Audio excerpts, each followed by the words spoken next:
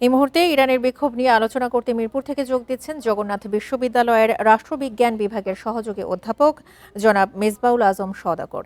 জনাব মেজবাউল আজম সওদাগর, আপনাকে স্বাগত জানাচ্ছি পূর্ব পশ্চিমে। শুরুতেই জানতে চাই যে ক্রমেই উত্তাল হচ্ছে ইরানের সরকার বিরোধী বিক্ষোভ, এছাড়া বিক্ষোভকারীদের মৃত্যুদণ্ডের হুমকিও দিয়েছে কিন্তু ইরান সরকার। এই পরিস্থিতিতে আন্দোলন কতটা ভয়াবহ হতে পারে বলে আপনার মনে হচ্ছে?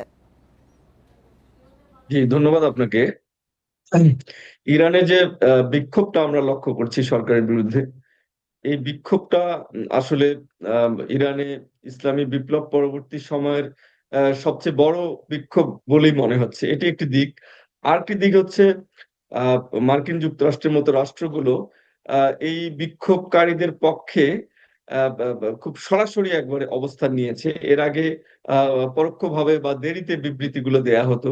এখন কিন্তু ইনস্ট্যান্ট বিক্ষোভকারীদের পক্ষে মার্কিন যুক্তরাষ্ট্র বিবৃতি দিয়ে যাচ্ছে, এবং এটি কিন্তু খুব সিগনিফিকেন্ট একটা ঘটনা। তো সবকিছু মিলে আপনার নির্ভর করবে যে এই বিক্ষোভকে ইরান আসলে কিভাবে দমন করতে পারছে কি পারছে না। যদি ইরান এই বিক্ষোভকে যে কোনো ভাবে দমন করতে পারে বা স্বাভাবিক অবস্থায় ফিরিয়ে আনতে পারে, তাই ইরানের কাছে এটা একটা যুদ্ধে জয়ের মতো একটা বড় বিজয় হিসেবে বিবেচিত হবে। আর যদি এই বিক্ষোভকে দমন করতে না পারে, তাহলে বিষয়টা দাঁড়াবে এই যে সেখানে খুব দ্রুত একটা সরকার পরিবর্তন হবে, এবং সেটি হবে মার্কিন সমর্থিত একটি সরকার, এবং যার ফলে পুরো মধ্যপ্রাচ্যের যে রাজনৈতিক যে সমীকরণ, সেটি কিন্তু পুরোপুরি পাল্টে যাবে। সুতরাং সেটির উপরে নির্ভর করছে যে কিভাবে এই বিক্ষোভটাকে ডিল করছে ইরান। এবং আপনি জানেন যে ইরান এই বিক্ষোভকে কিভাবে ডিল করছে সেই পরিপূর্ণ চিত্রটা কিন্তু আমরা সংবাদ মাধ্যমে পাচ্ছি না। তো যার ফলে নিখুঁতভাবে সঠিকভাবে আসলে বলা যাচ্ছে না, ধারণা করা যাচ্ছে না যে পরিস্থিতিটা ঠিক আসলে সেখানে এখন কিরকম। সেক্ষেত্রে একটু জানতে চাই, ইরানের সম্ভাব্য মার্কিন হামলার প্রস্তুতি হিসেবে সর্বোচ্চ সতর্কতায় রয়েছে ইসরায়েল। এক্ষেত্রে বিক্ষোভের আঞ্চলিক প্রভাব কেমন হতে পারে?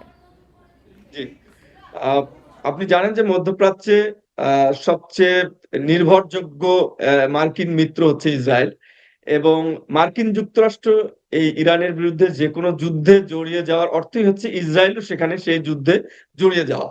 এবং পাশাপাশি ইরানে যে মার্কিন ঘাঁটিগুলো রয়েছে, এই ঘাঁটিগুলো নিশ্চিতভাবেই যে নৌ ঘাঁটি, তারপর এয়ার বেস যেগুলো আছে, সামরিক বেস গুলো থেকে যৌথভাবে ইরানকে কিন্তু আক্রমণ চালানো হবে যদি যুদ্ধ শুরু হয়।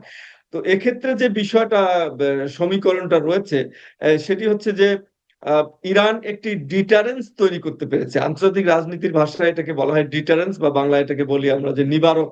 একটি নিবারক তৈরি করেছে, নিবারক সিচুয়েশন সেখানে তৈরি হয়েছে, যেখানে মার্কিন যুক্তরাষ্ট্র ইরান তার ক্ষেপণাস্ত্র প্রযুক্তিতে অনেকটা এগিয়ে রয়েছে। সেক্ষেত্রে ডিটারেন্স হচ্ছে এইভাবে যে এমন একটা ক্ষেপণাস্ত্র শক্তি ইরান অর্জন করেছে যে যুদ্ধ যদি শুরু হয়ে যায়, তাহলে মার্কিন যুক্তরাষ্ট্রের যে ঘাঁটিগুলো মধ্যপ্রাচ্যে রয়েছে, এই ঘাঁটিগুলোতে কিন্তু ইরান খুব সহজেই এবং ব্যাপক ভিত্তিক একটা আক্রমণ চালাবে, এবং পুরো মধ্যপ্রাচ্য জুড়ে একটা যুদ্ধ পরিস্থিতি তৈরি হবে। ইরানের তো ক্ষতি হবে, পাশাপাশি মার্কিন যুক্তরাষ্ট্রের যে মিত্র রাষ্ট্রগুলো রয়েছে, সামরিক ঘাঁটি সমৃদ্ধ যে রাষ্ট্রগুলো, সেই রাষ্ট্রগুলো ব্যাপক ধরনের ক্ষয়ক্ষতির মুখে পড়ে যাবে।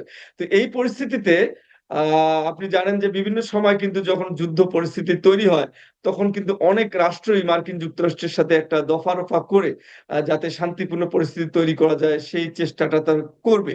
তো এই নিবারক ডিটারেন্স সিচুয়েশনটাকে অ্যানালাইসিস করে আপাতত বলা যায় যে ইসরায়েল ছাড়া অন্য যে আপনার মিত্র রাষ্ট্রগুলো রয়েছে মধ্যপ্রাচ্যে, এই রাষ্ট্রগুলো কিন্তু খুব সহজেই চাইবে না যে মার্কিন যুক্তরাষ্ট্র ইরানের সাথে যুদ্ধে জড়িয়ে পড়ুক।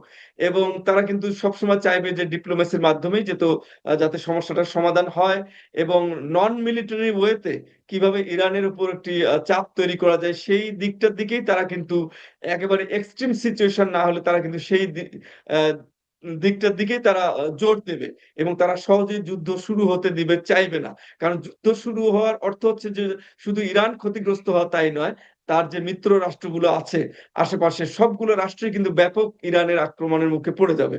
তো সেই কারণে এই ডিটারেন্সটা হচ্ছে ইরানের একটা শক্তি। তো সবকিছু মিলে খুব দ্রুতই যুদ্ধ শুরু হবে এমনটি বলা যাচ্ছে না। এবং আপনি যেমনটি বললেন যে ইসরায়েল খুব রেডি হয়েছে, ইসরায়েলের একটা সমর পলিসির একটা অংশ যে তারা ইরানকে শত্রু রাষ্ট্র মনে করে এবং এই জন্য ইসরায়েল সবসময় প্রস্তুত থাকবে যে কখন ইরানকে আক্রমণের একটা পরিস্থিতি তৈরি হয়। কিন্তু অন্য রাষ্ট্রগুলো কিন্তু মার্কিন যুক্তরাষ্ট্রের যে অন্য মিত্র রাষ্ট্রগুলো রয়েছে তারা কিন্তু ইসরায়েলের মতো করে ইরানে আক্রমণ করার জন্য তারা কিন্তু প্রস্তুত হয়ে নেই এবং তারা কিন্তু খুব দ্রুত তারা চাইবে না যে ইরানের উপর একটা আক্রমণ করা হোক জি। এই ক্ষয়ক্ষতির দিকটা বিবেচনা করে। ইরানের জন্য এটি একটা জনাব পজিটিভ দিক মেজবাউল আজম এবং সওদাগর, আপনাকে অসংখ্য ধন্যবাদ আমাদেরকে সময় দেবার জন্য।